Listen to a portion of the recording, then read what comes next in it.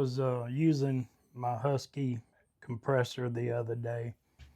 This is it's an older one. I've had it for a few years. It's a portable 20-gallon. I was using it. It went to smoking, squealing, got it shut off pretty quick. Found a broke belt when I took the cover off. So, like everyone else in the free world, I jumped onto YouTube to find a video about how to change the belt because it is pretty much hard to get to. I guess it would be a good way to put it. And this is the broke belt. I will kind of show you what happened to it, I think, when I get in there. So once I figured out there wasn't any videos, I, old-fashioned figured it out myself, and I had to order the belt. So in the meantime, I figured I would put it back together and do a video so everyone can kind of see the way I did it. And I am by no means a mechanic or definitely not a compressor tech. I just kind of figured it out.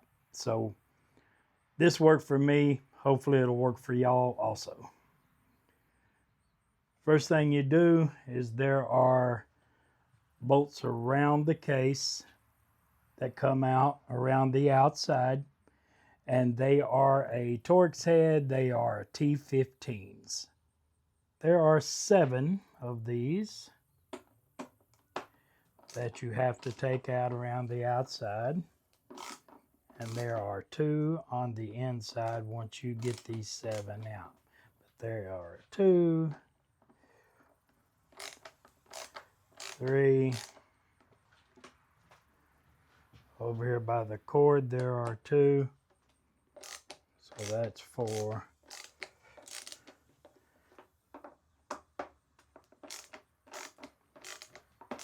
Like I said, I've already had this apart, so I just kind of half stuck these back in there. And yes, I know my little shop's dirty. It needs to be organized. And one more right there, right by the exhaust and the outside of the motor. Okay, so we're going to get these 7 out.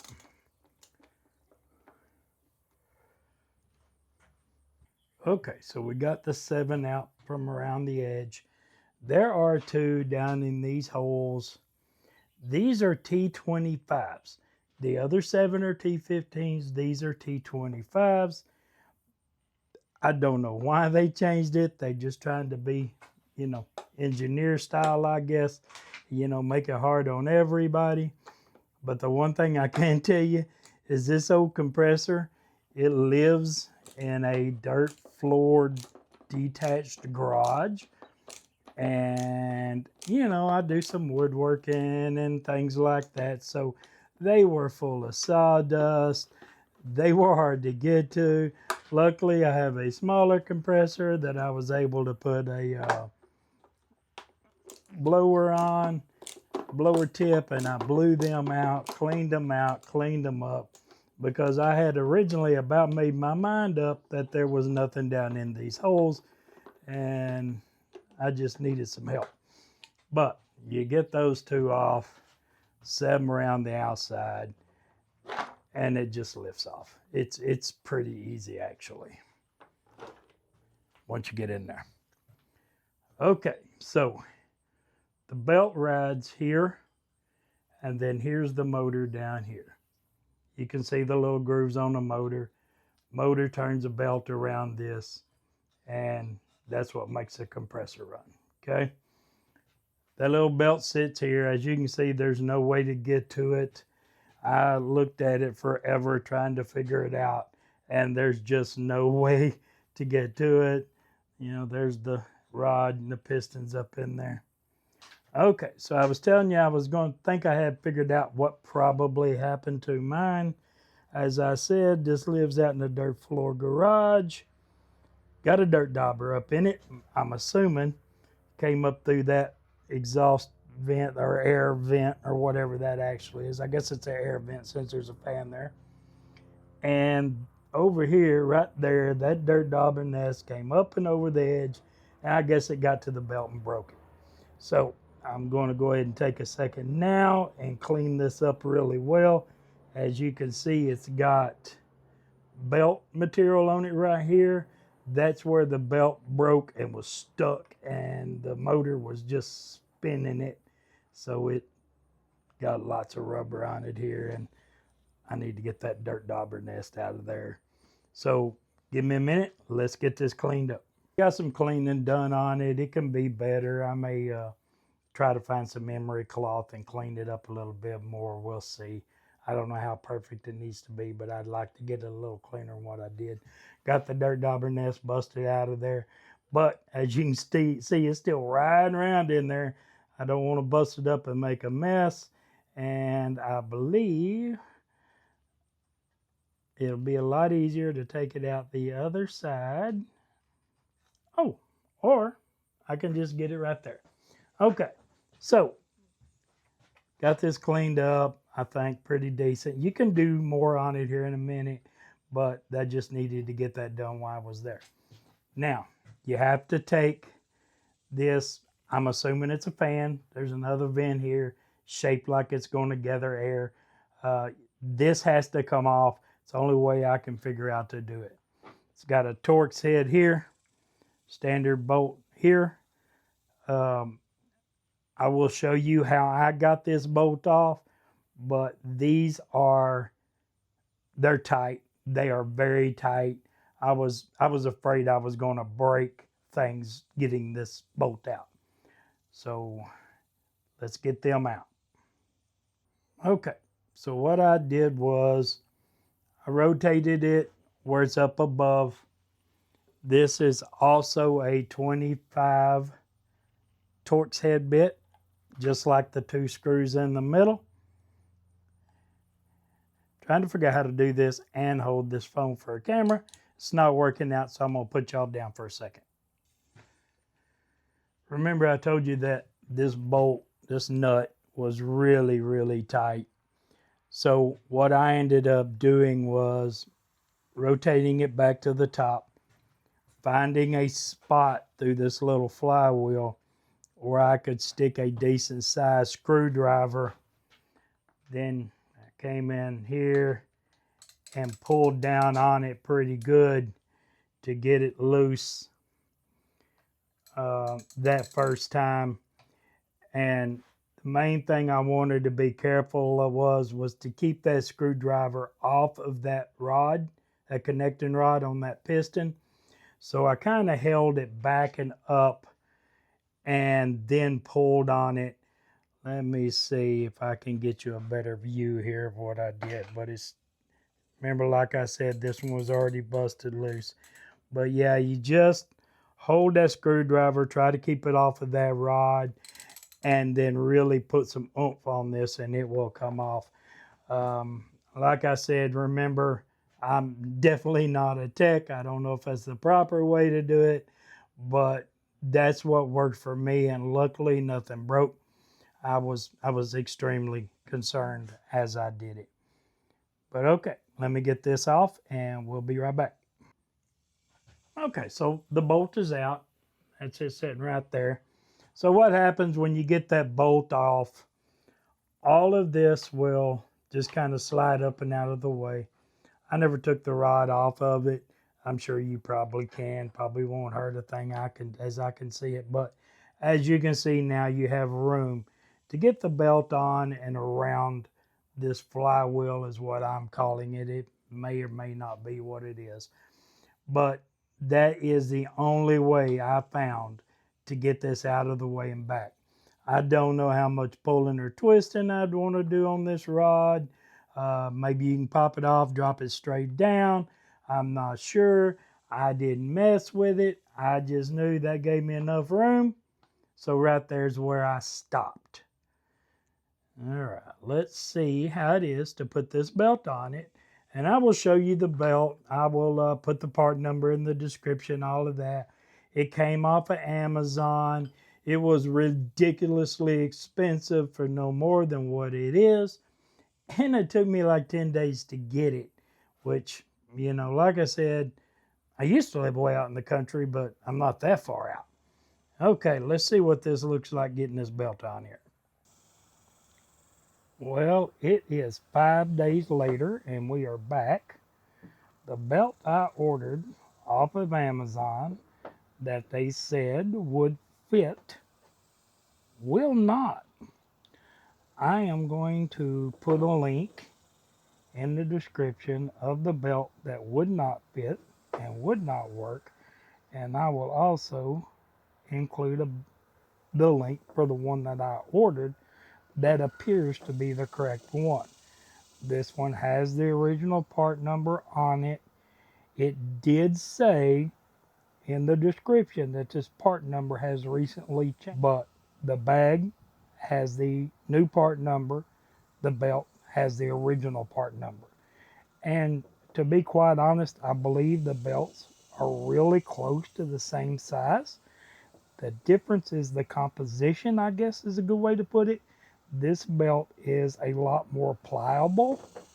This belt is hard as a rock and has no give to it whatsoever, which I mean, normally you would think would be a good thing until you go to try to put it on and it won't even begin to go on there. Luckily, I caught it in time to return it. But like I said, I will include the link for the correct belt I found. Come from a company out of California. I will include all of that information along with the link to the website. I will also go ahead and include the one that didn't work. That way you don't order the wrong one. All right, let's see if we can get this thing on there. Okay, we've got it on. I could sit here and lie to you and tell you it was the easiest thing I ever did. But, I had to put a little effort in on it. It did immediately, you could tell it was going to fit, where you could tell immediately the other one was not going to. But what I did was I got on this side of the compressor, moved the rod out of the way. I put the belt all the way down and around this way. And as I rolled it, I just kept pulling, keeping the front on and pulling on the belt. And then it finally went, it went on. The front pulley down here, it's grooved. And the grooves, one of the grooves on the belt was off. So I put a screwdriver right here, rolled it around, and pushed in, and it popped right on. So it looks like we're good.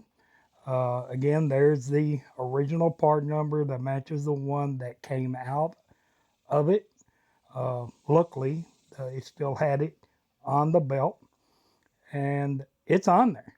So now I am going to, not do something I shouldn't do, like plug it up and run it for a second to make sure everything is turning correctly before I hook the piston back up. Let's see what we get.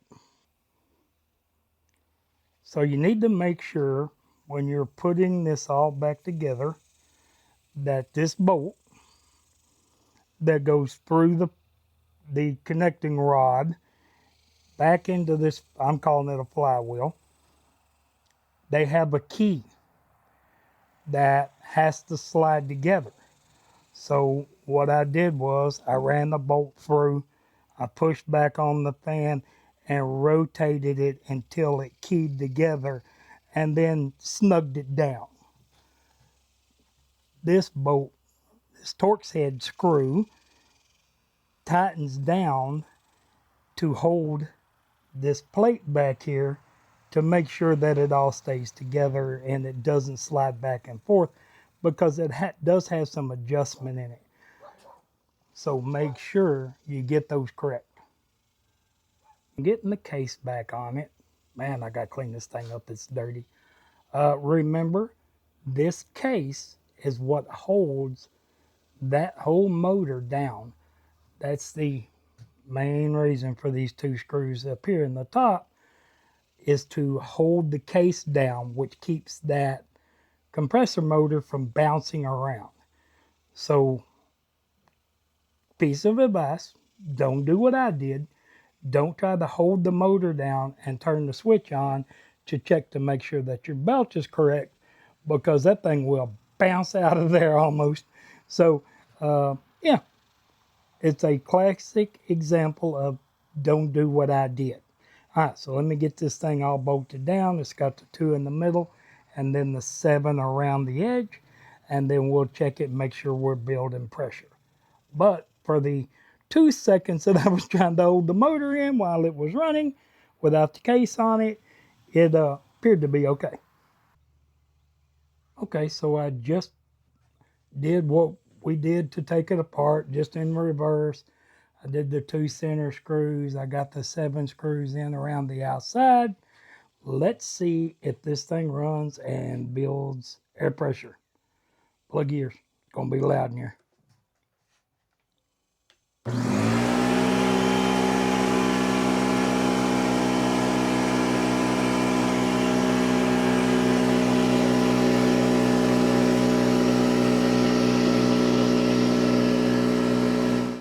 Okay, so there we go. I run it up to 100 psi, shut it down. It's hotter than Hades out here. It's towards the end of June, north central Texas. Our heat index is like 114 today. I'm an old fat guy. I much rather be sitting in the AC, you know, maybe having a cold snack, wobble pop, adult beverage, whatever you want to call it. I will for sure get the correct part numbers for the belt in the item in the description below. I'll get the wrong belt number in there also. Like I said earlier in the video, these belts are way too expensive for what they are. I believe that belt ended up costing me $37 by the time it was delivered here, if I'm not mistaken. Since it didn't come off of Amazon, I had to pay shipping on it. Just be patient putting the belt on. It's obvious it fits. You just have to work with it a little bit. I do have pretty strong hands, and it probably took me 5 minutes to get the belt on once I started working it on. Hopefully this helps. Any questions, drop them in. I'm sure I'll see it. But like I said, this is a Husky C202H, I believe, 20-gallon compressor.